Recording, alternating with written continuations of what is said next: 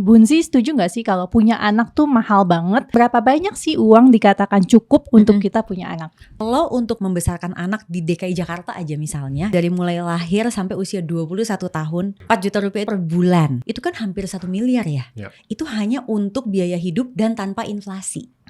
Jadi imagine dengan inflasi dia pasti akan lebih besar daripada itu. Kita tuh memperkenalkan konsep uang kepada anak tuh ideal tuh anak umur berapa sih Mbak? Jangan dikasih uang sebulan habis sehari kan pusing juga gitu ya. Ini itu kan sebenarnya dibantu dengan money habit. Jadi yang kita kenalin from the beginning di usia anak itu sebenarnya adalah satu, kemampuan dia untuk mencacah, dan yang kedua adalah kemampuan emosional dia untuk delaying gratification. Sekarang tuh lagi rame, udah beberapa waktu sih rame soal selain gak ngatur dilarang ngatur gitu kan. Kalau lu gak bayarin gue jangan ngatur-ngatur gue gitu. Gimana sih yang idealnya pembagian finansial antara suami dan istri? Ini tidak ada benar, tidak ada salah, tetapi yang harus adalah kesepakatan. Kesepakatannya itu adalah bagaimana cara mengelolanya. Siapa yang menjadi manajer keuangan dalam rumah tangganya. Pikirin setiap bulan berapa sih pengeluaran kita. Udah, kalikan 300. Itulah angka harus kita kejar kalau kita mau merdeka finansial level 1. Selamat datang di Tanya Aibud. Bersama saya Mesti Arya Tejo, CEO Tentang Anak, dan Gary Juanda, COO Tentang Anak. Tanya Aibud, lebih dekat, lebih bermakna. Bun, hari ini kayaknya lagi banyak banget ketidakpastiannya di dunia ini gitu ya. Kita lagi punya bisnis, Indonesia dengan trade wars-nya gitu. Mungkin lagi banyak banget pusing nih di saat ini gitu ya. Ya belum lagi sekarang udah mulai harus dibayar sekolah ya. Buat tahun depan gitu ya, early bird udah lewat. Udah lewat lagi kan, udah gak dapet diskon gitu kan. Jadi kayak banyak banget nih pengeluaran-pengeluaran yang baiknya udah harus dibayarkan dan juga takutnya juga surprise expense gitu ya. Gimana cara kita bisa prepare ke depannya supaya kita punya napas lah. Bingung banget nih. Ya dari segi masyarakat juga kita lihat ya banyak orang tuh belum berani spending banyak gitu karena ketidakpastian di masa depan nih akan seperti apa.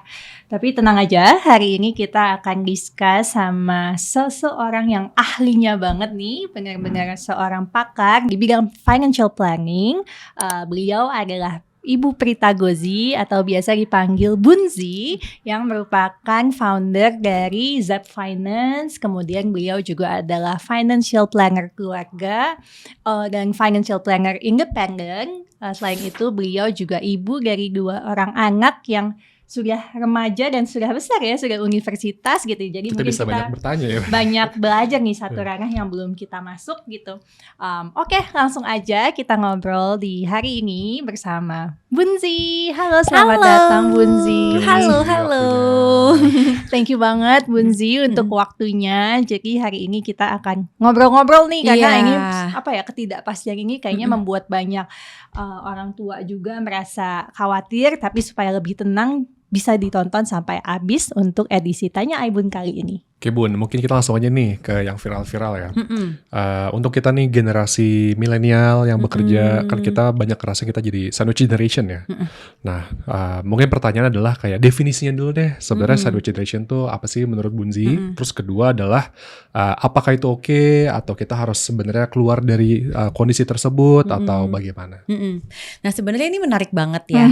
Sandwich generation itu adalah sebuah istilah yang sebenarnya sudah diperkenalkan dari tahun 80. Udah lama ya? Belum lahir ya. Jadi dari tahun 80 itu ada seorang profesor di Amerika Serikat namanya Dorothy Miller, itu yang mengangkat tema tentang generasi sandwich. Apa itu? Dia bilang generasi sandwich ini adalah satu generasi di mana dia harus memenuhi kebutuhan hidup baik untuk generasinya sendiri, satu ke bawah dan satu ke atas. This why disebutnya sandwich. Nah, terjepit di tengah-tengah gitu ya. Nah ternyata along the way kemudian banyak orang merasa bahwa pokoknya as long as gue kejepit, ya udah berarti saya sandwich. Sehingga banyak yang suka merasa bahwa saya sandwich, padahal pada saat misalnya aku tanya, kamu sudah menikah? Belum. Lah gimana ceritanya ya bisa memenuhi yang satu generasi ke bawah itu? Nah, akhirnya muncullah istilah-istilah baru sampai yang kita sebut dengan generasi geprek gitu katanya adalah yang benar-benar kejepit luar biasa, itu kayak club sandwich. Pernah lihat club sandwich kan yang gede banget itu. Dan yang satunya lagi adalah open face sandwich. Jadi kayak nggak ada satunya gitu loh. Jadi intinya adalah pada saat kita memenuhi kebutuhan hidup bukan cuma untuk generasi kita sendiri, ya kita dianggapnya adalah generasi sandwich. Nah, kalau ditanya kepinginnya keluar nggak dari situ? Nah, sayangnya kalau keluar dari situ hampir tidak mungkin. Karena itu sudah terjadi. Tetapi kalau anak keturunan kita mau kita putus rantainya, itu yang mungkin. Jadi pada saat misalnya ada yang datang ke Prita, terus dia bilang, Bun, gimana caranya keluar dari generasi sandwich? Sayangnya sulit dan gak bisa. Karena itu udah terjadi pada dirinya dia. Kan pada saat sudah ada kewajiban atau misalnya kebutuhan untuk menolong ke atas, kan udah gak bisa diapa-apain lagi, gitu kan. Kemudian anak juga sudah lahir dan sebagainya, ya berarti artinya dia hanya mampu untuk mengelola. Tapi pada saat pertanyaannya berubah menjadi gimana caranya supaya kehidupan saya masih bisa wajar dan istilahnya tuh waras gitu istilahnya gitu ya. Kemudian saya juga memastikan anak keturunan saya tidak mengalami hal yang serupa. Nah itu bisa dengan financial planning. Oke, jadi kembali lagi gimana nanti kita merencanakan ya. Dan sekarang kan udah banyak juga nih yang merasa, daripada gue jadi generasi sandwich, gue gak usah punya anak aja deh. Child free gitu kan, katanya punya anak tuh mahal banget gitu. Nah, Bunzi setuju gak sih kalau punya anak tuh mahal banget? Nah, kalau kita mau punya anak, berapa banyak sih uang dikatakan cukup untuk kita punya anak? Oke, mahal murah itu relatif terhadap berapa income dan aset kita, setuju gak? Setuju. Oke, sekarang yang kita lihat adalah kalau untuk bisa membesarkan anak di DKI Jakarta aja misalnya, itu butuh uang berapa sih? Katanya BPS tahun 2024 per kapita itu ekivalen sekitar ya hampir 4 juta rupiah. Oke, 4 juta rupiah itu per bulan. Artinya kalau kita mau menganggap tidak ada inflasi, jadi 4 juta terus dari mulai lahir sampai usia 21 tahun. Anak tuh sampai umur berapa sih? 18. Oh 18, oke. Tapi kan kuliah ya kan. Nah oke, jadi 21. Jadi 4 juta kali 12 kali 21. Itu kan hampir 1 miliar ya. Itu hanya untuk biaya hidup dan tanpa inflasi. Jadi imagine dengan inflasi dia pasti akan lebih besar daripada itu. Plus biaya pendidikannya. Yang mana itu tergantung dari orang tuanya mau provide seperti apa. Artinya satu anak lebih dari 1M. Iya. Kalau sampai dia usia 21 tahun. Pertanyaannya, kalau rumah tangga tersebut penghasilannya tidak sampai 10M selama durasi tersebut, ya pasti dia boncos kan? Kenapa 10M? Karena 10M diambil satu anak 2M. Diambil lagi anak kedua 2M lagi, berarti sisanya 6M kan? Kan itu kan ya sisa 6M ini mesti dia kelola untuk hidupnya dia sendiri dari dia membesarkan anak tersebut, betul gak? Jadi dari durasi orang yang sudah menikah dan punya anak sampai anaknya itu usia 21 tahun, ya mungkin paling tidak keluarga tersebut membutuhkan in total itu 10 miliar rupiah. Pertanyaannya, dia bisa gak menghasilkan segitu? Iya, dalam rentang waktu itu ya. Betul sekali. Jadi ini bukan satu waktu punya duit segitu ya, enggak, tapi ini rentangnya panjang sekali. Nah, kalau bisa, maka mungkin memiliki anak itu tidak mahal. Tetapi pada saat itu tidak mudah dilakukan, ya jadinya mahal dan akhirnya ya sudah deh, pemikiran zaman sekarang sangat modern. Di mana mereka percaya bahwa iya setiap anak ada rezekinya. Iya itu banget. Tapi ya orang tuanya harus mengelola rezekinya kan. Nah maka dia akhirnya berpikir, oh ya mungkin kita tunda dulu sampai mungkin kita benar-benar mampu. Sehingga yang perlu diukur itu berapa sih angka mampu untuk punya anak gitu.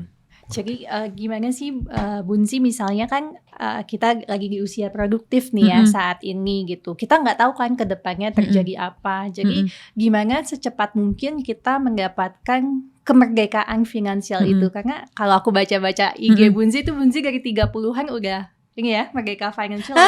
Jadi mau juga dong kita kan sih 40 40 ya.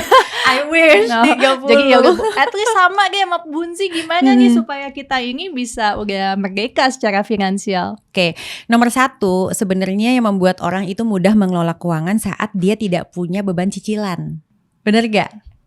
Cuma kan susah ya kayaknya kalau misalnya keluarga muda di Indonesia kayaknya kalau nggak ada cicilan banget tuh kayak berat banget Mbak Prita, berarti gak punya rumah dong, berarti gak ini dong sebagainya. Nah aku akui memang iya, itu sebabnya kalau misalnya kita tuh benar-benar bisa beli rumah cash atau kita bisa punya rumah sendiri tanpa harus beli karena mungkin dikasih orang tua, itu adalah suatu hal yang harus disyukuri banget lah. Aku gak mau bilang perintis pewaris itu, aduh aku gak suka deh pakai bahasa itu, tapi aku cuma bilang kamu harus bersyukur dan kamu harus bisa mengelola. Tapi kalau enggak, ya udah nggak apa-apa gitu ya, kita start dengan cicilan, tapi kita punya target. Jadi maksudnya gini, kalau misalnya aku punya KPR gitu ya, terus KPR-nya misalnya 20 tahun. Nah kita tuh mesti punya target, aku tuh mesti kelar sebelum 20 tahun. Supaya pada saat itu kelar, nah kita bisa alihin buat yang lain-lain. Biasanya pada saat rumah tangga atau si family ini, Aibun ini gak punya lagi cicilan KPR yang besar, tuh biasanya tuh cepet tercapai tuh. Dana darurat, dana pendidikan anak, bahkan si dana pensiun. Nah sekarang pertanyaan kedua, merdeka finansialnya angkanya berapa? Bener gak? Nah banyak yang punya teori dan kita boleh pakai apa aja.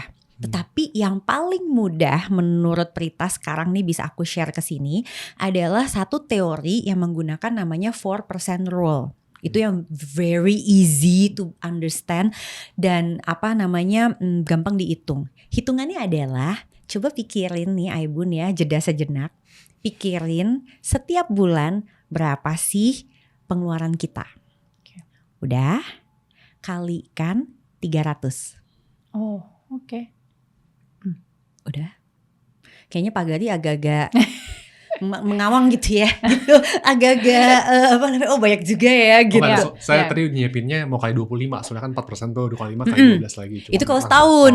Kalau ini karena setiap bulan gitu, setiap bulan jadi 300 kan.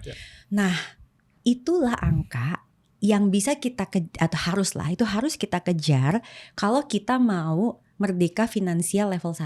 Level 1 itu apa? Nah, level 1 itu adalah saat kita punya uang yang tadi aku bilang 300 kali pengeluaran rutin bulanan tersebut, lalu kita tempatkan aja di risk free asset. Risk free asset tuh kayak aset-aset yang gak terlalu berisiko tinggi tetapi hasilnya tuh di atas inflasi lah, sedikit di atas inflasi.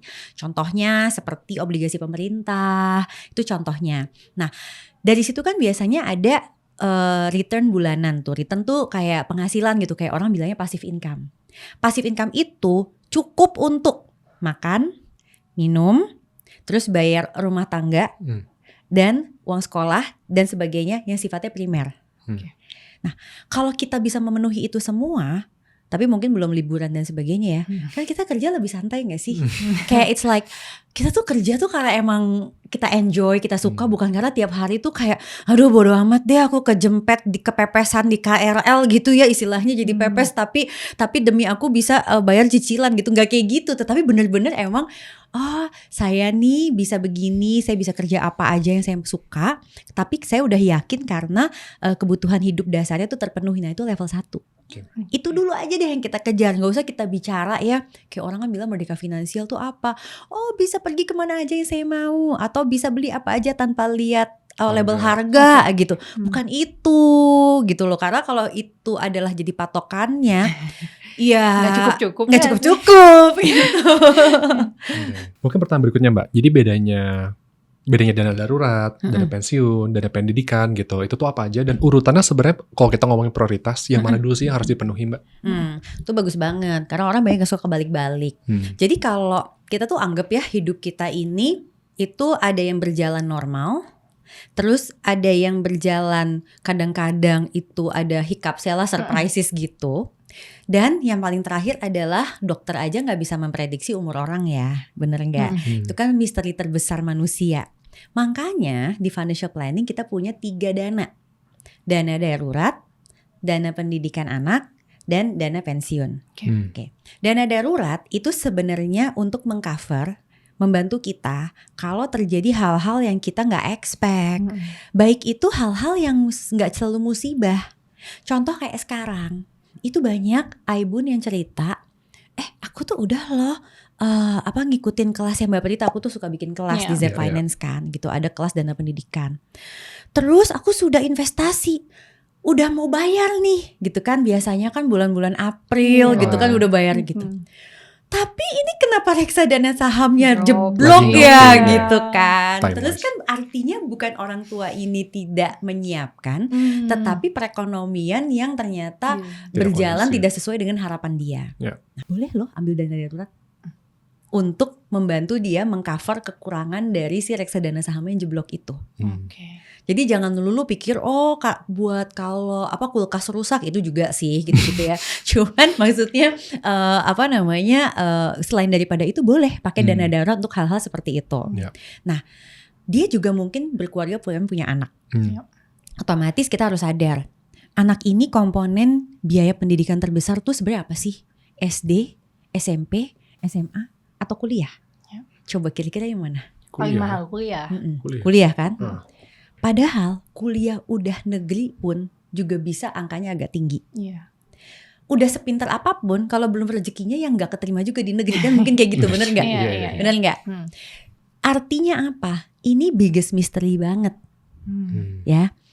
Artinya orang tua itu hampir tidak disarankan untuk cuek dengan uang kuliah. Mindsetnya orang tua ya karena anak itu pasti ada rezekinya, gitu. Ntar juga datang sendiri, Iya, gitu-gitu iya. segala macam. Adalah udahlah ntar aja juga pasti ntar pasti ada rezekinya lo, Bismillah kayak gitu Iya, kan iya. ya, gitu. Tapi aku tuh sedih banget ya karena kan saya dosen. Ya. Aku tuh dosen kan di Fakultas Ekonomi Bisnis UI. Aku tuh suka sedih kalau aku udah ngajar nih ya, sampai week 3 saya nggak bisa ngabsen anak itu di SIAK. Karena Itu tuh kayak sistem gitu, Ya, karena ya. ternyata belum bayar. Jadi gue gini, kenapa di SIAK ini cuman ada kayak 20 anak, kenapa di kelas EKE sampai 39 lebih begini gitu kan, istilahnya gitu. Saya bingung.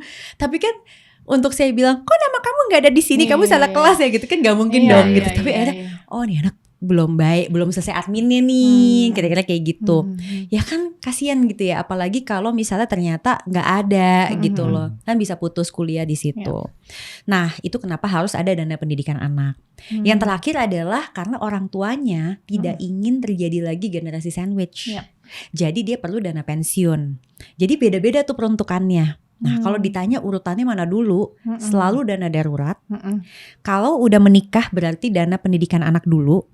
Kalau belum menikah ditukar dana pensiun dulu. Oh, menarik. Berarti.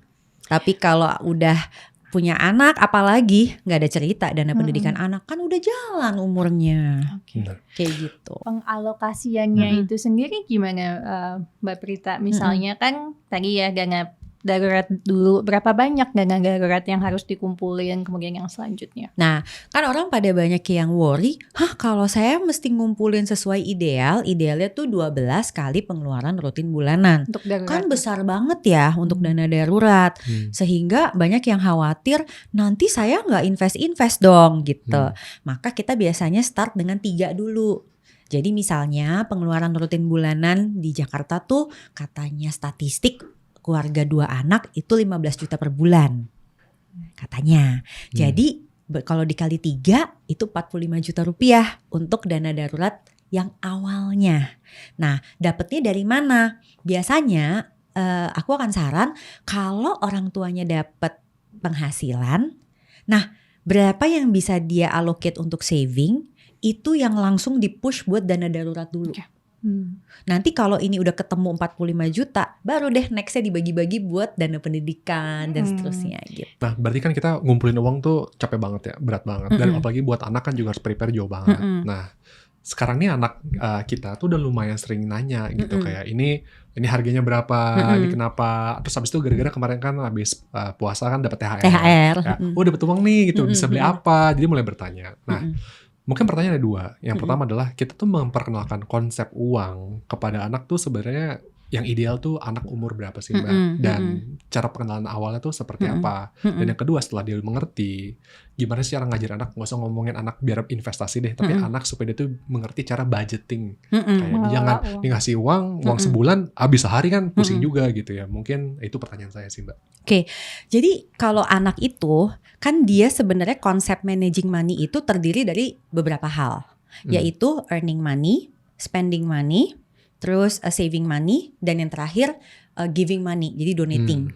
Oke. Nah, sekarang konsep 4 ini itu kan sebenarnya dibantu dengan money habit.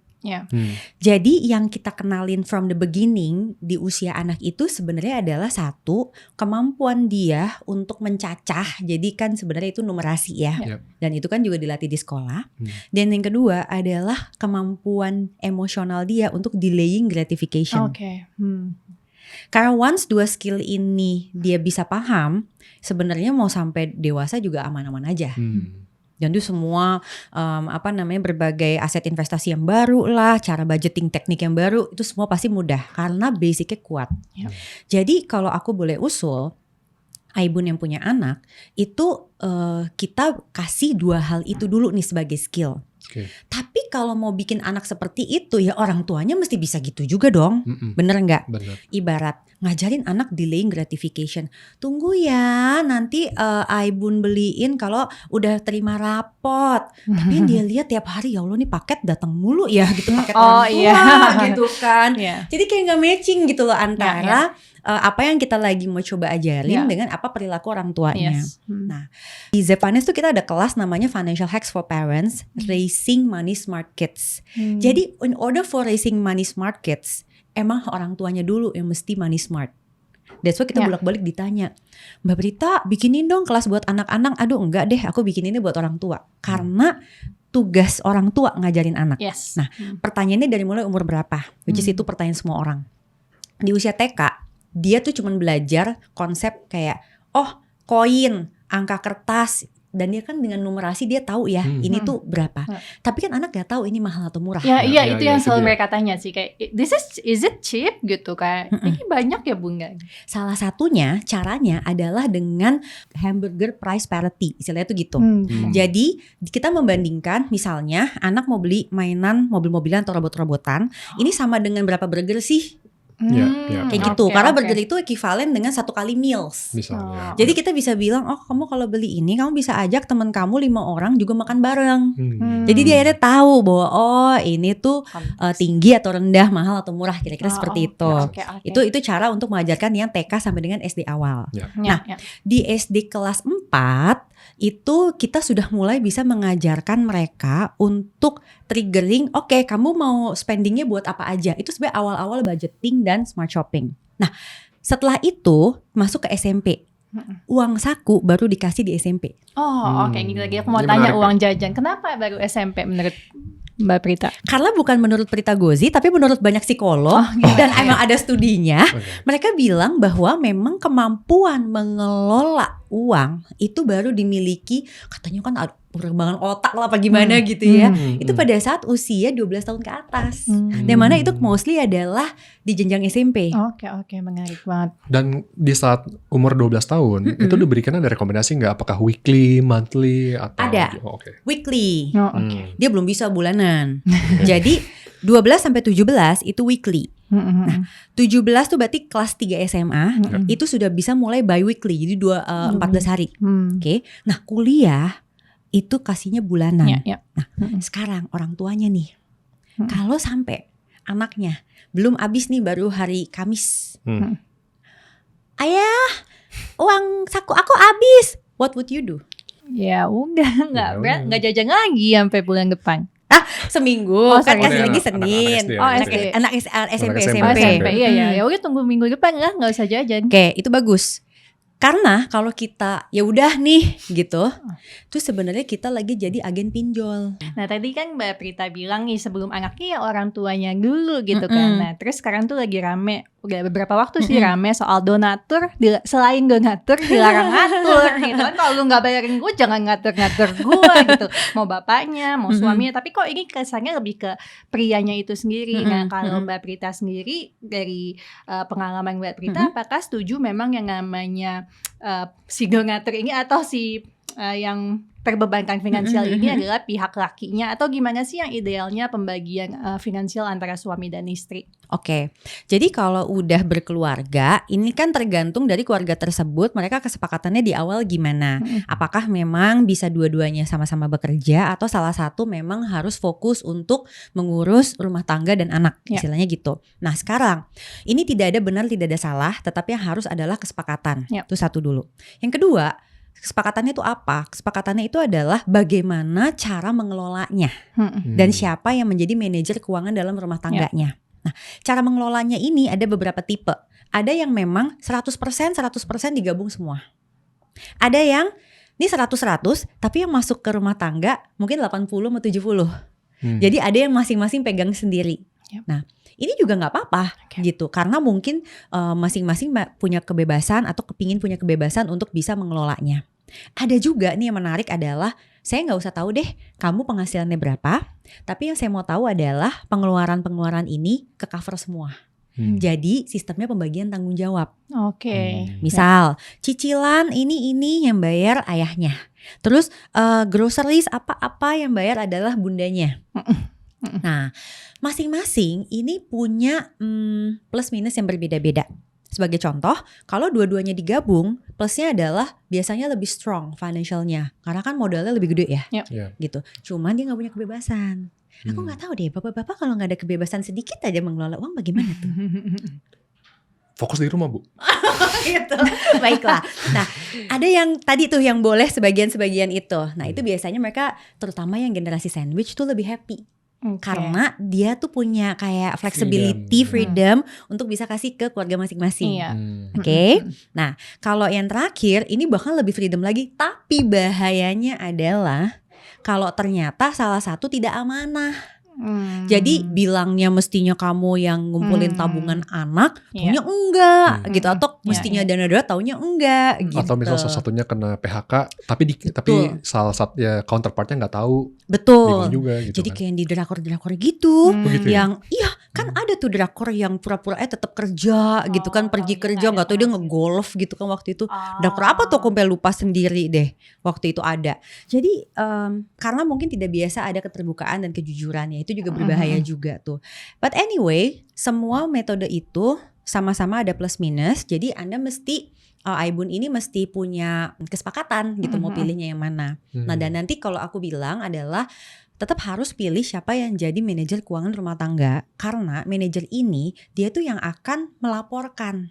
Oh, asetnya family kita tuh naik nih sekian, atau misalnya kita masih punya tantangan utangnya sekian gitu. Jadi dia sih yang sebenarnya putting all together gitu. Following up on this dong, Mbak.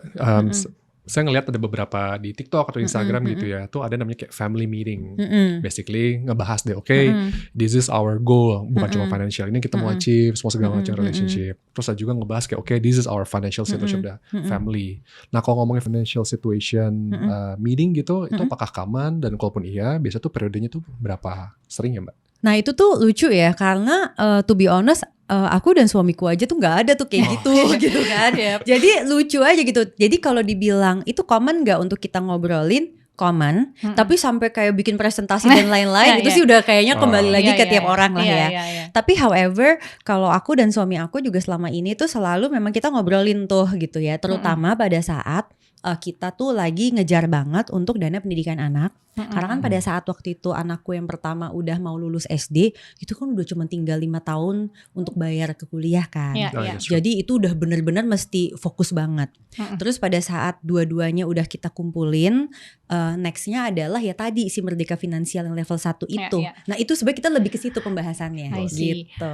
Mbak, ini menarik sebelum signature question kita ya. Kan Mbak anaknya remaja nih ya, laki-laki dan perempuan. Nah, ketika mereka nanti akan berkencan nih misalnya, apa yang Mbak Prita ajarkan? Apakah yang laki-laki Mas Arzi, kamu kalau pergi makan yang cewek harus kamu bayarin ya, atau kalau yang cewek jangan malu dibayarin 50-50 aja supaya kamu tetap punya suara. Itu seperti apa? Karena kan ini pasti kebiasaan saat mengenal, berpacaran, mungkin akan kebawa ketika pernikahan. Bener. Satu sih, kalau sama anak aku yang laki-laki, dia tuh kan jago banget ngelola uang. In the sense sampai agak-agak frugal gitu loh. Jadi saya tuh suka bilang sama dia, nggak apa-apa Mas untuk apa sih namanya splurging sedikit dan sebagainya, apalagi dia anak kos kan ya. Jadi aku taunya gini, aku bawa nih dia gitu ya, namanya kalau anak kos ada orang tua kan perbaikan gizi. Jadi datang kan ke restoran gitu ya, terus aku bilang udah pesen dessertnya, terus pas dia buka menunya dia gini, oh my gosh, dia kayak gitu kan, dia kayak mahal banget dia bang. Oke, nggak jadi ngomongnya gitu. Kenapa? Nggak. Kayaknya aku bisa beli ice cream sandwich itu di minimarket aja katanya gitu, karena emang di sebelah kos-kosannya tuh banyak. Aku bilang gini, nggak apa-apa Mas gitu, it's okay, sekali-sekali kan Bunda jarang-jarang datang ke sini gitu-gitu. Jadi aku mesti mengajarkan dia bahwa it's okay selama sudah dibudgetkan untuk playing gitu. Karena saya bilang ngelola keuangan itu posnya tuh 3. Living, playing, saving. Jadi gak apa-apa playing. Itu satu. Terus yang kedua, kalau soal siapa yang bayar. Yang menarik adalah Gen Z yang masih muda banget ini, tuh mereka tuh sistemnya bayar masing-masing loh. Oh udah nyaman ya untuk bagi-bagi ya. Makanya banyak banget fitur-fitur aplikasi kayak split bill gitu. Aku baru tahu gitu, ternyata seperti itu gitu kan. Jadi kalau bagian situnya sih saya membebaskan aja. Serah deh kamu mau kayak gimana gitu. Asalkan jangan pernah minjemin KTP kita kepada siapapun yang lagi mau berkencan itu gitu ya, dengan dalih kan aku sayang sama kamu jadi aku kasih KTP aku, kamu bisa ambil pay later. Oh tidak boleh. Aku udah ajarin kayak gitu. Iya. Oke, mungkin untuk pertanyaan terakhir. Oke Mbak, dari tadi kan kita udah banyak banget ilmu-ilmu yang mungkin banyak pertama kali saya baru denger nih gitu. Nah untuk tips parentingnya ala Mbak Prita yang nggak banyak orang tahu itu kira-kira apa ya? Mungkin kalau dari aku sih sama suami aku ya pengalaman, karena kita berdua tuh punya anak usianya tuh agak muda banget gitu. Aku 24, suami aku waktu itu 25. Adalah komunikasi. Jadi even untuk 2 anak yang kami besarkan aja, ya satu perempuan dan satu laki-laki ya, itu memang caranya juga beda gitu loh. Jadi aku tuh ternyata sekarang anakku yang satu udah kuliah tingkat 2, yang satu lagi SMA. Itu ternyata yang paling utama adalah komunikasi. Yang kedua adalah ikatan batin, terutama sama ibu. Aku tuh sebagai bunda-bunda ya, kan sering kerja keluar kota. Tapi entah kenapa, ini yang bilang tuh banyak orang gitu ya. Itu somehow kayak ada ikatan batin, kayak aku tahu nih misalnya aku ada di mana, anakku padahal lagi merantau gitu kos. Nih kayak dia lagi sakit nih atau apa. Itu somehow tuh kayak tahu aja gitu. Nah, tahu nggak apa yang aku pikir-pikir ya, apa sih yang dulu aku lakuin waktu mereka masih kecil-kecil. Jadi waktu mereka masih kecil banget itu aku selalu nggak pernah melewatkan setiap malam sebelum tidur itu massage sambil ngajak ngobrol dan berdoa bersama. Itu nggak pernah lewat. Jadi lucunya adalah kalau aku mulai lagi bisnis trip, sekarang udah ada video call ya atau apa, mereka tetap akan video call terus kayak oke, kita doa dulu gitu. Kebiasaan itu soalnya. Karena kebiasaan gak itu pernah keputus gak juga. Walaupun anaknya udah perjaka, udah lagi kuliah gini. Nah kalau yang perjaka kuliah sih emang udah agak-agak berubah ya. Tetapi pada saat setiap dia misalnya mau presentasi atau apa gitu, dia pasti suka nge-WA gitu, Bunda doain dong gitu, yang kayak gitu-gitulah kira-kira. Seperti itu. Kalau yang perempuan sampai detik ini sih ya masih tiap malam, Bunda ayo video call. Oke, baik. Iya. Oke, luar biasa banget. Terima kasih banyak Bunzi, Mbak Prita atas ilmunya. Tadi kita belajar banyak banget ya, dan bisa langsung diterapkan. Semoga juga Aibun merasa banyak manfaatnya dan yang paling penting dipraktekkan ya Mbak Prita ya. Oke, thank you Aibun untuk perhatiannya dan kesempatan untuk kita belajar sama-sama. Sampai jumpa di Tanya Aibun selanjutnya. Dadah.